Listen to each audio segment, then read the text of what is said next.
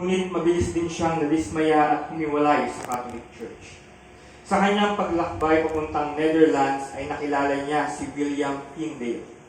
Nagbahagi ito sa kanya ng gospel at simula noon ay naging katuwang na siya ni Tyndale sa pagtatranslate ng Bible sa wikang Ingles matapos na si Tyndale ay makulong.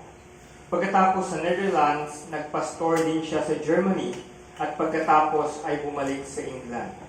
Noon ay wala pa masyadong persecution, pero nang si Queen Mary na ang umupo, dito na mas pumait ang kanyang naranasan sa buhay dahil ang reynang ito ay lubos na panatiko ng pananampalatayang Romano-Katoliko.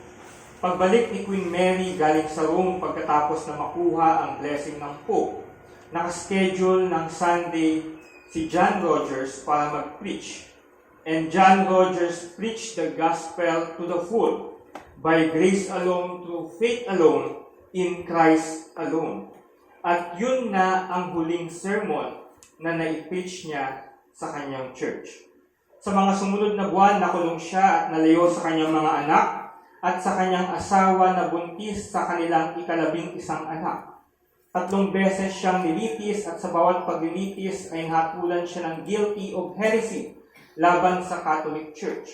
At habang nakakulong siya, hindi rin siya pinayagang makita at makausap ang kanyang pamilya. Kaya naman, nung time na siya na ay i-execute, dinala siya sa kanyang hometown at pinalakad sa street papunta sa church nila. Libo-libong tao ang nakalabas noon, kasama ang mga anak niya at ang asawa niya na karga-karga ang kanilang anak na lalaki na unang beses pa lang niyang nakita at sa araw pa ng kanyang execution. Habang tinatali ng lubid ang kanyang mga paa sa poste kung saan siya susunugin, binigyan siya ng pari ng isa pang chance na bawiin ang kanyang itinuturo at manumpa ng kanyang katapatan sa Catholic Church. Pero ito ang kanyang reply: "What I preached before, I will seal today with my blood." Pagkatapos, sinunog siya at bago siya namatay ay naitaas pa niya ang kanyang mga kamay. At lahat ng mga historians at biographers ay ganito ang sinabi: itinaas niya ang kanyang kamay at ang libo-libong mga taong naroon at nakapanood ng nangyari ay binigyan siya ng napakalakas na palakpakan.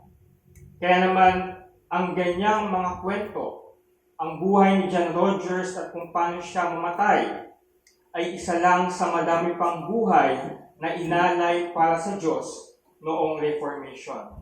Kaya mainam na alalahanin natin na itong mga katotohanan ng pananampalataya natin, mga katotohanan na madalas nating nalilimutan araw-araw, ay mga bagay na ipinaglaban at ikinamatay ng mga taong ito noong panahon ng Reformation.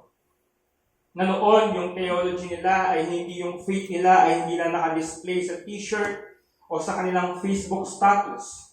Pero para sa kanila, it was an issue of life and death. Kaya mahalagang pag-aralan sa bahagi ito ang sola fide bilang appropriate response natin sa biblical na doktrina ng biyaya ng Diyos na nahayag sa pamamagitan ni Kristo. Kaya sa umagang ito, ang pag-uusapan natin ay sola fide, justification by faith alone.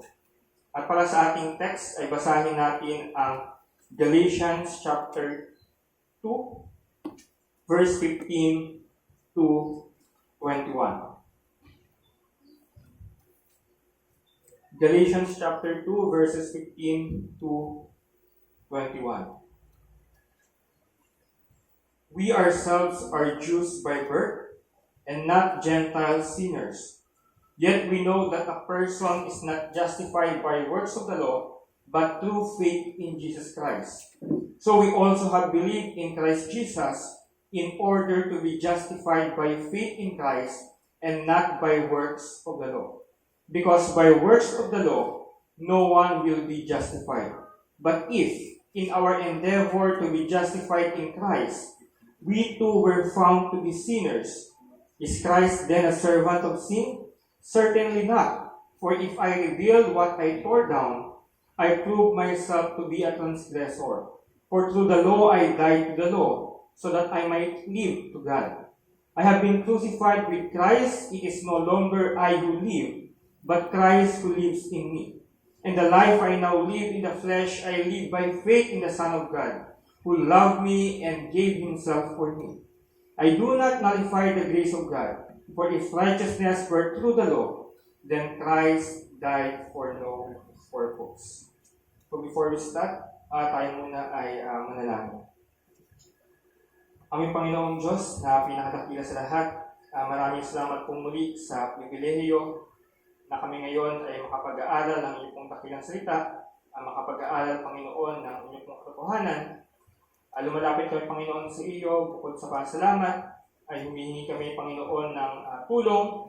Nawa, O Diyos, ay maunawaan namin ng lubos ang sinasabi ng iyong pong salita, at yun din, Panginoon, ay makita namin ano ho ang implication nito sa aming mga personal na buhay. Nawa, O Diyos, ang katotohanan na ito na tinayuan ng mga apostol, ng mga reformers, ay patuloy namin tayuan. At ganoon din, Panginoon, ay manindigan kami sa katotohanan na ito, kahit na ang kapalit nito, Panginoon, ay ang siyang buhay namin. Kaya, Panginoon, ikaw ang siyang mabigay ng kalakasan, kakapangan sa amin sa pag-aaral na ito. Nawa, O Diyos, ay maging malinaw at pagpapala sa bawat isa ang katotohanan na marireveal sa umagang ito. Kaya, Panginoon, maraming salamat po. Patawad sa mga pagkakasala at pagkukulang namin. At ang lahat ng ito ay aming dalangin sa ngalan ni Jesus. Amen. So, ang pag-uusapan po natin ngayon ay ang pang-apat na punto sa 5 solas of Reformation, at yan ang sola gratia. At ngayon ay pag-uusapan natin ang justification by faith alone. Ang pahayag na sola gratia or faith alone ay kadalasang may paunang salita. Ito ay ang salitang justification. Kaya naman ang aral natin bilang mga protestante ay ito. Justification is by faith alone. Justification is by faith alone. Pero ano nga ba ang justification? Ano nga ba ang ibig sabihin kapag sinabing justification is by faith alone? Kaya naman sa talatang ating binasa, ay makikita natin ang tunay na kahulugan nito. Well, yung ating text na kinuha ay kinuha natin mula sa Galatians. At bilang kaunting background, isinulat ni Paul ang Galatians upang kontrahin ang mga false teachers na sumisira sa doktrina ng pagpapawalang sala sa pamamagitan ng pananampalataya o yung tinatawag nating justification by faith alone. Ipinalaganap kasi ng mga false teachers na ito na ang mga Gentiles ay dapat munang maging katulad ng mga Hudyo at magpasakop sa lahat ng batas ni Moses bago sila maging Kristiyano. Kaya naman isinulat ni Paul ang liham na ito upang ipaglaban ang katotohanan patungkol sa justification by faith at bigyan ng babala ang simbahang ito sa pagtalikod nila sa mahalagang doktrina na ito, na kung saan sinabi ni Paul na nagpipreach na sila ng other gospel. Ang Galatians ay ang tanging sulat ni Pablo na hindi naglalaman ng papuri para sa mga magbabasa nito. Sumasalamin kung gaano niya pinahahalagahan ang katotohanan ito patungkol sa justification by faith. At kung ating titingnan yung ating text, tingnan natin kung paano makipag-argumento si Apostle Paul sa mga taga-Galatia. He's arguing with the Galatians. At ito yung isa sa malaking issue sa iglesia noong panahon nila. Kung ang salvation ba ay makakamtan sa pagsunod sa kautusan, o ito ba ay galing lang sa pananampalataya kay Kristo. Kung ating titingnan sa verse 16 ng Galatians chapter 2, may inulit si Apostle Paul dito ng 3 beses.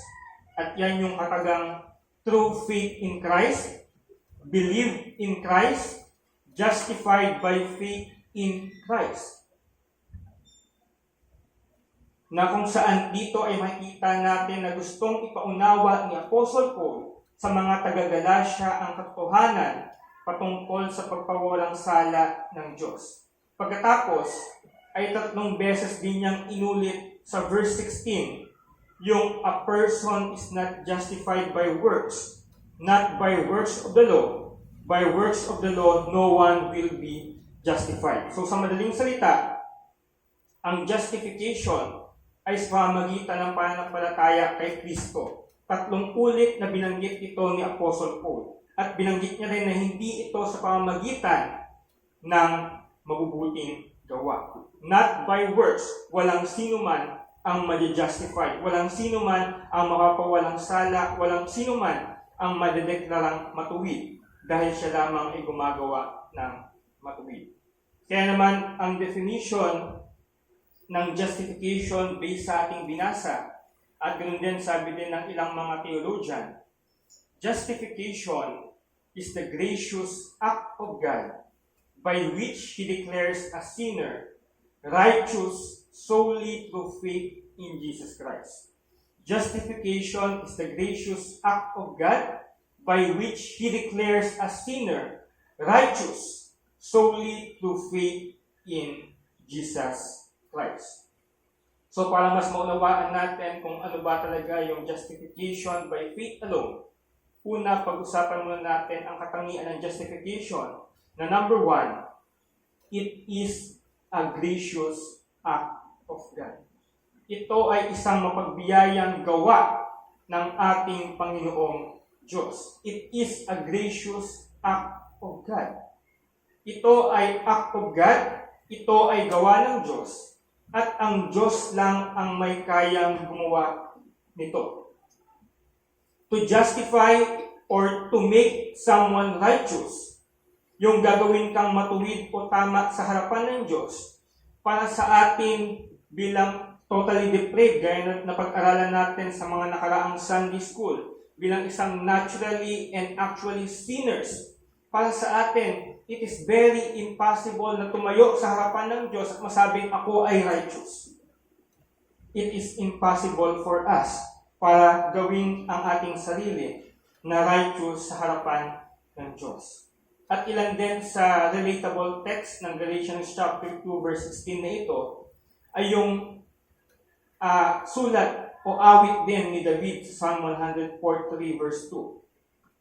Sabi doon ni David sa Psalm 143 verse 2, enter not into judgment with your servant, for no one living is righteous before you. So sinabi ni David na ang lahat ng tao, miski ang kanyang sarili, ay hindi matuwid sa harap ng Diyos. At ganoon din sa verse 11 ng 143, for your name's sake, O Lord, preserve my life. Sa panahon na ito, kasi nagtatago si David mula sa kanyang kaaway. Preserve my life. In your righteousness, bring my soul out of trouble. Sa pamamagitan ng iyong katuwiran, ilayo mo ako sa kapahamakan. Hindi sa aking sariling katuwiran, iligtas mo ako, kundi iligtas mo ako sa iyong sariling katuwiran. Nasambit din niya na ang tanging makapagliligtas lamang sa kanya mula sa mga kaaway ay hindi yung kanyang sariling katuwiran, kundi dahil sa katuwiran ng Diyos. At ganun din yung patuloy na isinisigaw ni Apostle Paul sa mga taga-Galacia, at ganun din na patuloy na pinapaunawa sa atin ng Diyos. Walang sino man ang malinis sa harapan ng Diyos.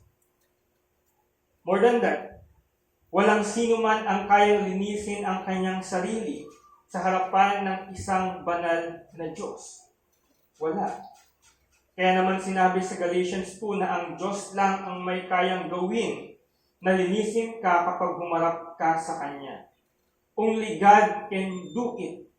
And justification o yung pagpagwalang sala ng Diyos sa atin is an act of God. Yung pagiging malinis, matuwid, at tama sa harapan ng Diyos, ito ay ang kanyang regalo para sa atin. Kaya nga sinabi niya rin nung nakaraan, sa Ephesians chapter 2, verse 8 to 9. Sa napag-aralan natin, "For by grace you have been saved through faith, and this is not your own doing. It is the gift of God, not a result of works, so that no one may boast." Yan yung paliwanag ni Paul sa mga taga-Epeso, at yan din yung paliwanag ni Apostle Paul sa mga taga-Galatia, na hindi kayo naligtas ng dahil sa inyong mga sariling gawa. Subalit ito ay regalo ng ating Panginoong Diyos sa kanyang biyaya sa pamamagitan ng pananampalataya sa Kanya. Kaya, kung ikaw ay may gustong bilhin na bagay, may gustong bilhin na appliances, may gustong bilhin na gadgets, anong ginagawa mo? Nagtatrabaho ka, pinag-iipunan mo ito para makuha mo at mabili mo ang mga bagay na ito. Pero pagdating sa ating kaligtasan, pagdating sa ating justification, wala tayong magagawa. Dahil hindi natin kayang linisin ang sarili natin. And naturally, gusto pa natin maging madumi palagi. Gusto pa natin maging masama palagi. Gusto pa natin gawin yung mga bagay na ayaw ng Diyos na gawin natin. Kaya, kailangan ang Diyos mismo ang kikilos para sa atin. Hindi niya obligasyon to, pero ginusto niyang gawin to dahil sa kanyang pagmamahal. Walang ibang makagawa noon kundi ang nag-iisang Diyos at Hari ng lahat. Ang justification ay hindi something na ginagawa natin. Ito ay something na ginawa sa atin. At ganoon din ang katotohanan na binanggit sa Romans chapter 3 verse 23. Pakibasa nga, Brother Marcus.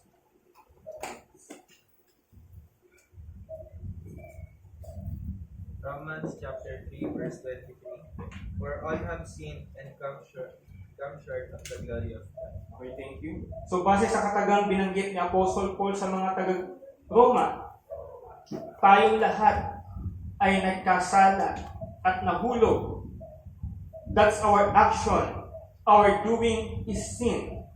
At wala tayong kayang gawin para makaabot sa kaluwalhatian ng Diyos. At ganoon din, gaya ng sinabi niya sa Epeso, sa Galatia, at ganoon din sa mga taga-Roma. Sabi niya sa 24 ng Romans 3, "And are justified by His grace as a gift through the redemption that is in Christ Jesus." So laging magkakasama yung katagang justified by faith, grace, gift. Dahil ang kaligtasan is solely gawa ng ating Panginoong Diyos sa atin. Justification is an act of God's grace in the life of the Christian. Hindi ito nanggagaling sa trabaho o kakayahan natin. So yan yung katotohanan na inire-reveal sa atin ng Scriptures. It is solely a gracious act of God. Pero, bakit yung katotohanan na ito ay controversial and problematic, lalong-lalo na sa panahon ng reformers? Dahil ang church noon, at base sa kanilang confession, ay sinasabi na ito ay mali.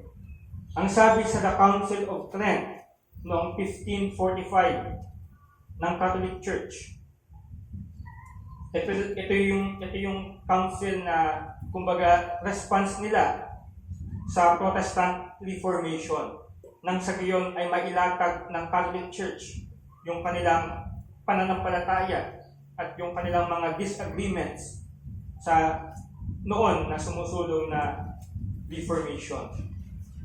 Ang kanilang paniniwala ng church noon ay ito.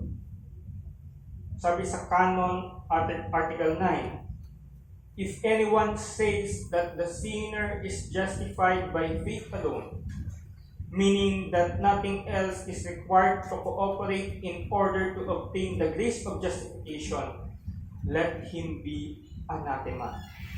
Let him be anathema. So, sino man daw yung naniniwala na ang justification is by faith alone, is condemn na, nararapat na mapunta sa impyerno. Sabi ng Roman Catholic Church, hindi sila naniniwala sa sola fide, at lahat ng mga naniniwala sa sola fide ay condemned, accursed, at dapat na mapunta sa impyerno. Sabi diyan sa Council of Trent na hanggang ngayon ay pinaniniwalaan pa rin nila, something else is required for you to obtain justification. May pwede kang gawin para ikaw ay mapatawad. At syempre, diyan na nagsilabasan yung mga iba't ibang mga sacraments nila. Yung sacraments of service, sacraments of penance, at kung ano pang mga sacraments. For example, para ikaw ay mapawalang sala at malinis sa iyong original sin, ni-required ng isang bata ay dapat mabinyagan at para mabilang sa iglesia. So para sa kanila, yung pagbibinyag na ginagawa ng mga Katoliko, ito ay nagpapalinis para sa kanila ng kanilang original sin. Pero hindi ganyan yung tinuturo ng salita ng Diyos. They miss the point. Ang grace ay nagiging grace lamang dahil ito ay hindi mo kayang makuha o makamit. Ang grace ay ibinibigay, hindi ito kinukuha. Wala kang ginawa at wala kang magagawa para maging karapat-dapat sa biyaya ng Panginoon. Ang biyaya ay napupunta sa mga hindi karapat-dapat. At tayo yun. At dapat lang na purihin ang Diyos kasi pinili ng Diyos tayo at binigay sa atin ang kaligtasan. Kahit hindi tayo karapat-dapat at kahit tayo ay isang makasalanan pa.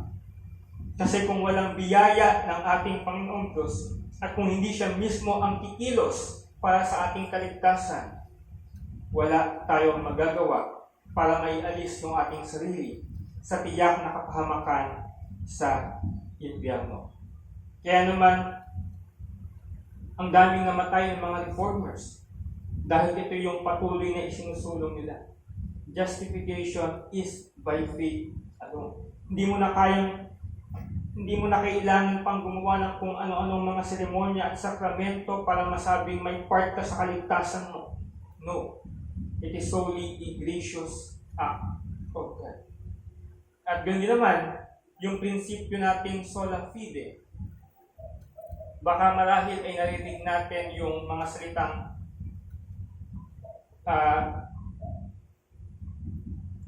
like a Christian, a Buddhist, and a Muslim standing on the bottom of a mountain. And at the top is God or Allah or Nirvana or whatever you call it. And we may take different paths up to the mountain, but in the end, we all get to the top and we find God or whoever it is. Parang sinasabi na lahat naman ng relihiyon ay pare-parehas lang. Lahat naman ng relihiyon ay uuwi din sa isang paniniwalang Diyos. Well, yung ganyang prinsipyo at paniniwala ay talaga namang hindi ka-offend sa mga tao. It accommodates everybody.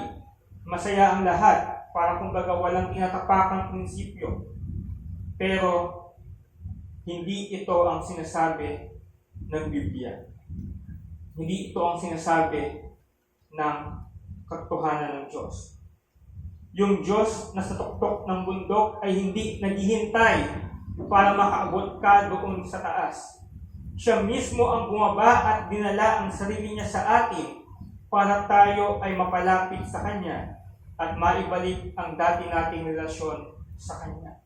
At yan yung kaibahan ng ating paniniwala sa iba pang mga relihiyon na pagdating sa ating kaligtasan, hindi ang tao ang siyang gumawa para sa kanyang kaliligtas, kundi ang gumawa para sa kaliligtas natin.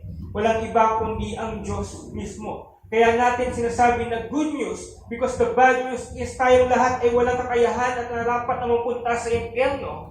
But the good news is ipinadala ng Diyos ang kanyang bugtong na anak na si Jesucristo at namatay para pagbayaran yung ating mga kasalanan para sa ating ikaliligtas.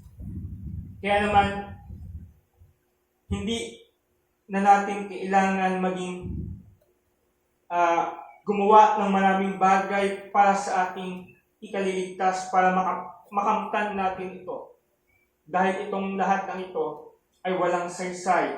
Lahat ng ito ay parang basahan, maduming basahan sa kanyang harapan. Dahil tayo ay likas sa makasalanan. Hindi natin kayang gawin yun. Nang mapawalang sala yung ating sarili. Na umayos yung relasyon natin sa Kanya. At ang tanging may kakayahan ng yon, walang iba kundi ang Diyos. Kaya natin masasabi na ang justification, ang dahilan kung bakit tayo ay napawalang sala at nabilang na matuwid, ito ay biyaya ng Diyos. It is a gracious act of God. Pero hindi lang ito isang mapagbiyayang gawa ng ating Panginoong Diyos sa atin. Ngunit pangalawa, it is a declaration of a sinner to be righteous. Ito ay ang pagdedeklara sa isang makasalanan bilang isang matuwid. Na kung saan ito yung pinupunto ng doktrinang justification by faith. Yung pagdedeklara ng Diyos na ang isang makasalanan ay tama at matuwid sa harapan niya. Ang deklarasyong ito ay tutumbas ng pagpapawalang sala sa isang tao. Ang justification ay kapag tiningnan ka ng Diyos dahil sa ginawa ni Kristo sa krus. Ang tingin sa iyo ng Diyos ay walang kasalanan. And it is literally a good news para sa atin. So ikaw, makasalanan ka, likas na makasalanan at aktual na gumagawa ng kasalanan. Pero nung ikaw ay nanampalataya sa ating Panginoong Diyos, kay Jesucristo, nang dahil sa kanyang persona at mga gawa, at nung ikaw na ay humarap sa Diyos at tiningnan kanya, ang titingnan niya ay hindi na ang iyong kalikuan, kundi ang titingnan niya ang katuwiran ni Kristo sa iyo. Once you have faith in Christ, you are declared righteous before God. Ang pagdedeklara na ito ay kinubilangan ng isang makasalanan. Ikaw at ako na guilty, naturally and intentionally rebellious man or woman standing before a holy God. Parang kumbaga, ito nga yung kadalasang pinapaliwanag ng mga preachers o theologian sa panahon natin ngayon. Kinukumpara yung justification sa isang sa korte. Na kumbaga sa isang courtroom, may isang judge na incorruptible. May isang malinaw na batas. At isang taong tunay na nagkasala at guilty. Sa ganitong sitwasyon, sigurado maparusahan ang nagkasala. Kapag ang judge ay matuwid at hindi corrupt, takot ang kriminal sa ganun kasi kahit anong bayad niya, kahit anong pagbibili niya sa judge, matuwid yung judge, wala siyang magagawa. Masaya ang kriminal kapag alam niya na ang judge ay marupok at kayang bayaran. Pero hindi ganun ang Diyos.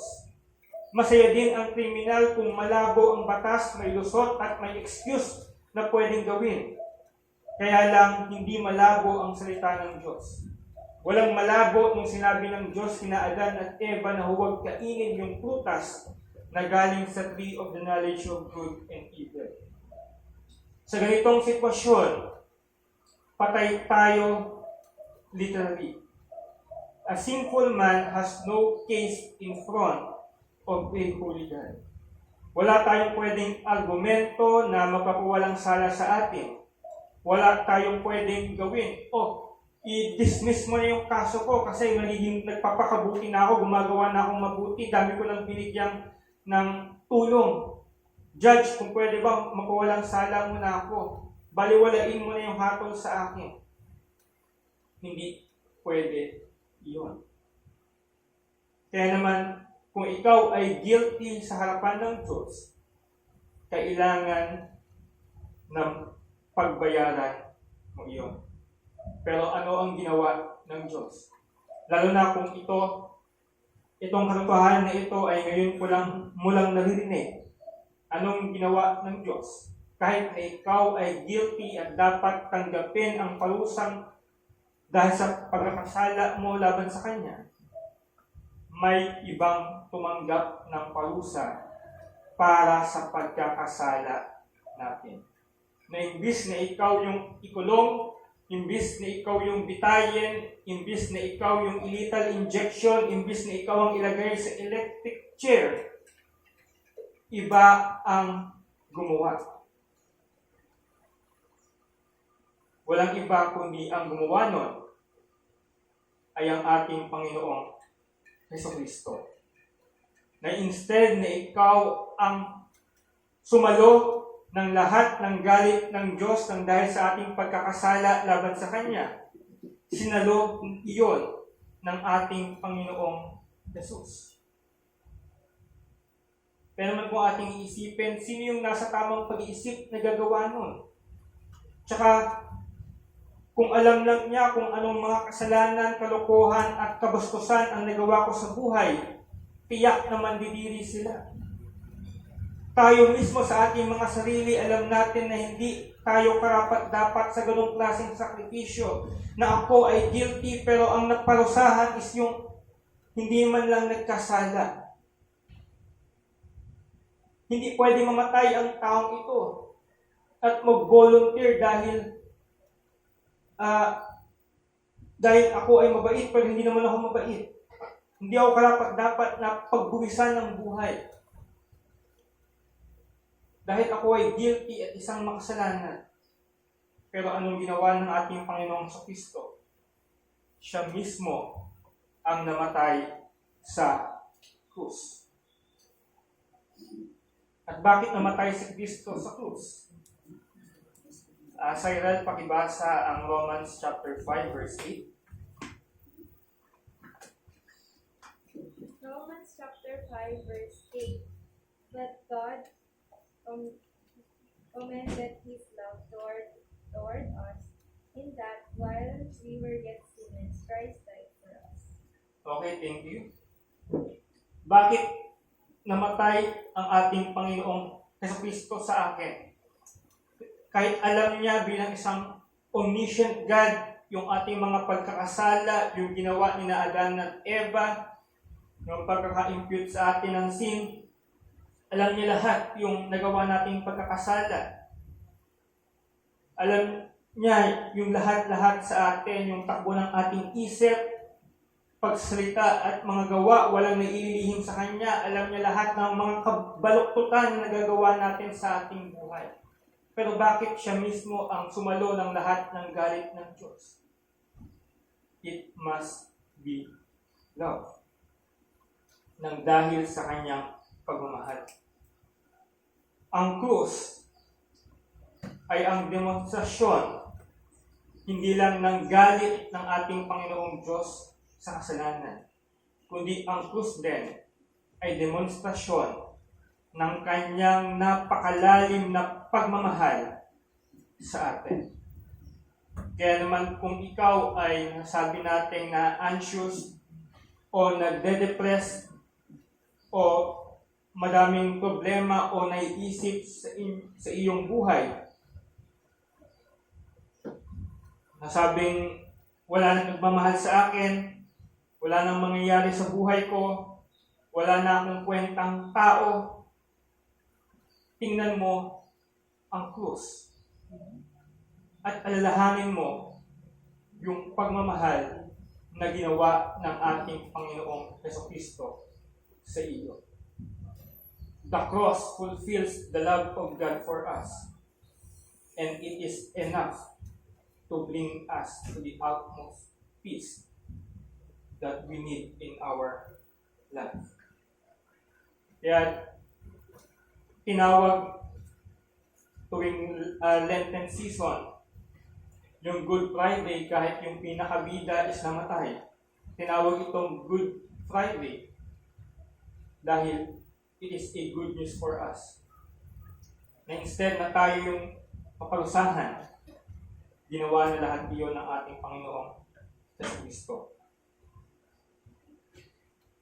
At bilang karagdagan sa ating mga kaalaman patungkol sa justification by faith alone, na dineklara tayo ng ating Panginoong Diyos na walang sala, ito yung dalawang bagay na dapat nating matandaan patungkol sa punto na ito.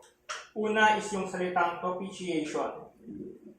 Sa Theological Dictionary, ang ibig sabihin niya is a sacrifice offered to God to assuage His wrath and render Him propitious. O sa Tagalog, ang propitiation ay isang hain na inialay sa Diyos upang pawiin ang kanyang galit at bigyan siya ng kalugudan. At sa atin, kung i-relate natin ito, ang salitang ito sa atin, ito yung ginawa ng ating Panginoong Jesus. Na kung saan ang ating Panginoong Diyos pours out all His righteous wrath sa ating Panginoong Jesucristo.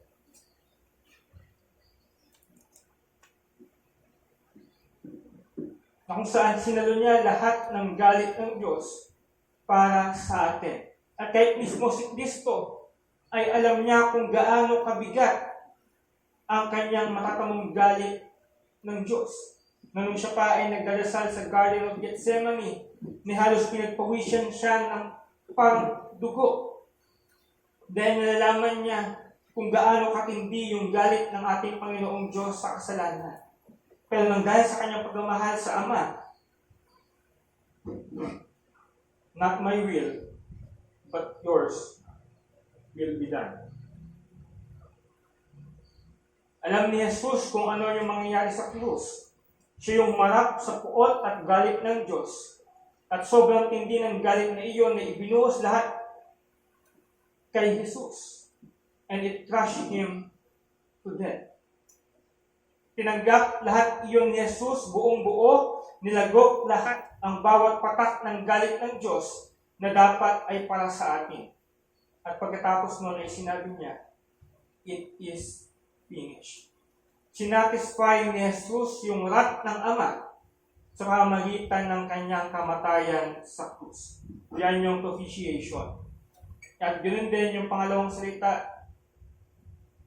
is yung patungkol sa justification by faith alone, is yung salita naman na imputation. Based again sa Theological Dictionary, ang sabi doon sa patungkol sa imputation is the attributing any matter, quality, or character, whether good or evil, to any person as his own. O sa Tagalog, ang pagkuukol ng anumang bagay, kalidad, o katangian, mabuti man o masama, sa sinumang tao bilang kanya. At kung i-relate natin patungkol sa ating kaligtasan, ito yung nangyari sa atin, yung imputation. Yung pagiging righteous at matubid ni Kristo ay inilipat sa atin. Kaya sinabi ni Paul sa 2 Corinthians 5:21, for our sake, He made Him to be sin who knew no sin, so that in Him we might become the righteousness of God. So that in Him we might become the righteousness of God. Na kung saan kapag tayo ay nanampalataya kay Jesus, kapag tinignan tayo ng Diyos, hindi na tayo yung nakikita niya dahil hindi na yung kasalanan natin, kundi yung katuwiran na ni Jesus. He does not see us in our sin. He sees the righteousness of Jesus covering us. At hindi ito base sa mga ginawa natin. Hindi ito base sa ating pagiging malinis.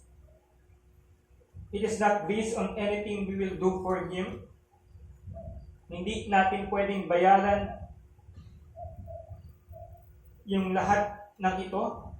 It is completely based on who is Jesus at kung ano yung ginawa niya para sa atin.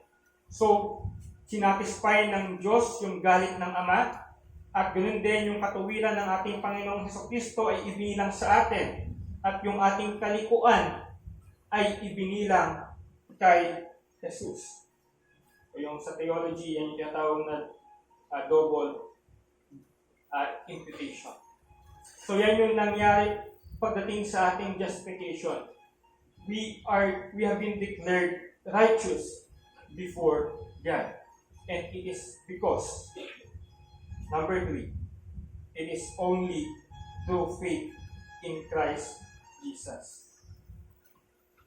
Hindi ka ma-declared na righteous before God kung hindi ka mananampalataya sa nag-iisang tagapagligtas. Walang iba kundi ang ating Panginoong Jesucristo. Sabi muli sa Council of Trent, if anyone says that faith which justifies is nothing else than trust in divine mercy, that it is this trust alone that justifies us. Again, katulad sa Article 9 kanina, sinabi ulit dito sa Article 12, let him be anathema. Na kung naniniwala ka na ang tanging pananampalataya lamang kay Kristo ang magliligtas sa iyo, ikaw ay narapat na mapunta sa impyerno. Pero anong sinabi sa ating text? Sa Galatians chapter 2 verse 16. Yet we know that a person is not justified by works. Yan, napakalinaw na. Walang sino man ang mapawalang sala sa pamagitan ng mabubuting gawa. Works of the law, but through faith in Jesus Christ. Yan yung gustong ipaunawa ni Paul sa mga taga-Galatia na hindi nyo na kailangan gawin pa yung mga katakot-takot na mga ritual na yan para lamang maging Kristiyano. Kundi manampalataya lang kay Kristo. In the book of Acts, ganun din ang sinabi ni Paul sa Gualdia, paano ako maliligtas? Sabi ni Paul, believe in the Lord Jesus Christ and you will be saved. Di niya sinabing magpatuli ka muna. Ganun din sinabi niya sa Romans. Because if you confess with your mouth that Jesus is Lord and believe in your heart that God raised Him from the dead, you will be saved. At kahit si Jesus mismo, sinabi niya na the time is fulfilled and the kingdom of God is at hand, repent and believe in the gospel. At hindi mo na kailangan pang gawin yung mga iba't iba pang mga seremonya, iba't ibang mga sakramento na pinapatupad ng church noon. Malinaw ito kay Pablo, malinaw din ito sa mga reformers. Kaya ito yung patuloy na isinisigaw nila at natin hanggang ngayon. Ito lang ang kailangan nating gawin para maligtas. At yan yung manampalataya kay Kristo Jesus. So, marahil masabi natin na yung pananampalataya pala, yun lamang doon tayo maliligtas pananampalataya kay Kristo. So, yung sabihin pala ay works ito. Kung sinasabi mong not by works, pero ginugusto mo na mag-response kami na manampalataya kay Jesucristo. Ano yun? Ano yun? So, yung faith na pinapatungkulan dito ay hindi yung sariling gawa natin. Na kumbaga, hindi ito yung klaseng faith na sa atin mismo nag-originate. Bagkus yung pananampalataya natin kay Jesucristo, ito yung epekto ng pagkilos ng ating Panginoong Diyos sa atin. It is the effect of God's work in us. That is why nagkaroon tayo at nanampalataya tayo sa ating Panginoong Jesus. Ang pananampalatayang ito ay hindi nag-originate sa atin dahil nalalaman natin na tayo mismo ay isang maksdikas na makasalanan. So this is justification. Justification is the gracious act of God by which He declares a sinner righteous solely through faith in Jesus Christ. At bilang pagtatapos,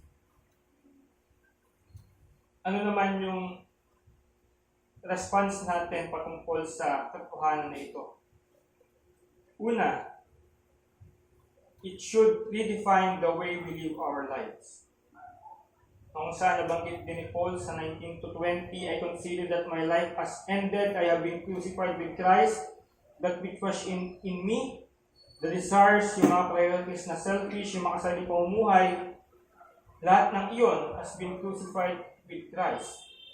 At ngayon sinasabi niya, Christ who lives in me.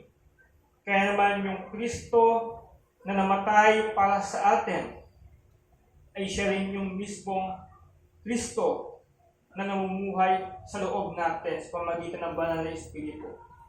The Christ who has justified you is now living in you so that He can sanctify you. Yung Kristo na nagmahal at nampalataya para sa iyo 2,000 years ago, siya rin yung Kristo na nagpapatuloy na minamahal at tutulungan ka mamuhay para sa Kanya ngayon. So He who began a good work in you, He is able to accomplish it. He is able to finish it. Kaya huwag tayo mapaghinaan ng loob kung tingin natin na wala na tayong progress sa ating buhay bilang mananampalataya. Because tapat ang ating Panginoong Diyos sa Kanyang pangako. And also, lastly, kung sola fide should redefine the way we live our lives, pangalawa, proclaiming sola fide is worth our lives. Kung totoo ang sola fide at totoo naman talaga ito, ngayon bilang nakakaalam ng katotohanan na ito, bit-bit natin sa isip, sa puso, ang pinakamabigat at pinakamatinding balita sa buong mundo. Na ang isang taong makasalanan, nasan man siya sa mundo at nasan man siya nang galing, anumang sitwasyon ang kinaroroonan niya, ay maaaring tumayo sa harapan ng isang banal na Diyos at mapatawad sa mga kasalanan niya ngayon at magpakailanman kung siya ay mananampalataya sa ating Panginoong Kristo. At paano siya makapagre-response ng ganito kung hindi niya maririnig yung pinakamabuting balita na maririnig niya sa kanyang buhay. Kaya ito rin ay isang panawagan para sa atin na huwag mahiya at matakot na sabihin sa ating kapwa ang pinakamabuting balita na minsan na nating natanggap nang siyang naging means para tayo ay maligtas. Kaya naman, is John Rogers' life considered to be a tragedy? No! Because he lived his life for God's glory. At ganun ginawa ang siyang maging buhay natin. Na kahit tingin ng mundong ito, hindi ka nga naging successful, hindi ka nga naging successful sa career mo, hindi ka nga napatayo ng magandang bahay, nagkaroon ng kotse, kung ano-anong mga material na bagay, masayang pamilya. Pero kung ikaw naman ay totoong naibigay yung iyong buhay sa paglilingkod sa ating Panginoong Diyos, at kung ikaw ay namatay man sa hindi magandang kamatayan, kahit tingin ng mundo ay isang tragedy ang buhay mo, it is victorious, it is glorious, dahil nabuhay ka para sa ating Panginoon. At yan yung purpose niya. At nagampanan mo yung purpose niya kung bakit kanya ginawa at niligtas dito sa mundo. So ngayon ay natapos natin ang usapin patungkol sa justification by faith alone, na ito ay biyaya ng Diyos na dinideclare tayo ng righteous through faith only in Christ Jesus. Sumunod ay pag-uusapan natin yung patungkol naman sa faith and works. And lastly, yung pag-persevere natin bilang mga mananampalataya. So before we proceed to question and answer, tayo muna ay manalangin sa Panginoon. Aming Diyos na pinahalakila sa lahat, maraming salamat po Panginoon sa katotohanan na patuloy niyo pong nireveal sa bawat isa, na-remind sa bawat isa, naibigay sa bawat isa. At salamat o Diyos sa akto mo sa aming kaligtasan na kung saan kami mismo ay walang ginawa, kundi bagkus ay solely lahat ay gawa mo, biyaya mo para po sa amin. Bagamat o Diyos ay madaling sabihin ang mga bagay na kami ay kailangang tumayo sa katotohanan na ito, subalit kami po Panginoon ay mahina. Tulungan niyo kami Panginoon na matindigan, matayuan ang katotohanan na ito, huwag mahiya na ipangalan ang katotohanan na ito kahit na hindi ito pabor sa amin dahil sa mga response ng mga tao laban sa amin. Kaya Panginoon, kayo nawa ang siyang magbigay sa amin ng kalakasan nang sa gayon ang katotohanan na ito ay patuloy na may sa buhay namin at makapagbigay kami ng kaluwalhatian sa inyo pong dakilang pangalan. Maraming salamat po Panginoon sa biyaya mo sa pagkakataon na ito. Ano man ho ang questions na marahil may isang bit ng bawat isa, huwag nawa silang mahiya Panginoon, at nawa po Diyos ay ayon sa inyo pong kalooban at ibigay ng katalinuhan, nawa ang mga bagay na ito ay malinaw na masagot. Kaya Panginoon, patuloy palain niyo pa kami sa pag-aaral na ito, sa papatuloy ng pagkasaliksik namin sa doktrina ng Sola Fide. Salamat o Diyos, patawad sa pagkakasala at kukulang, ang lahat ng ito ay aming dalangin sa ngalan ni Jesus. Amen. So any questions?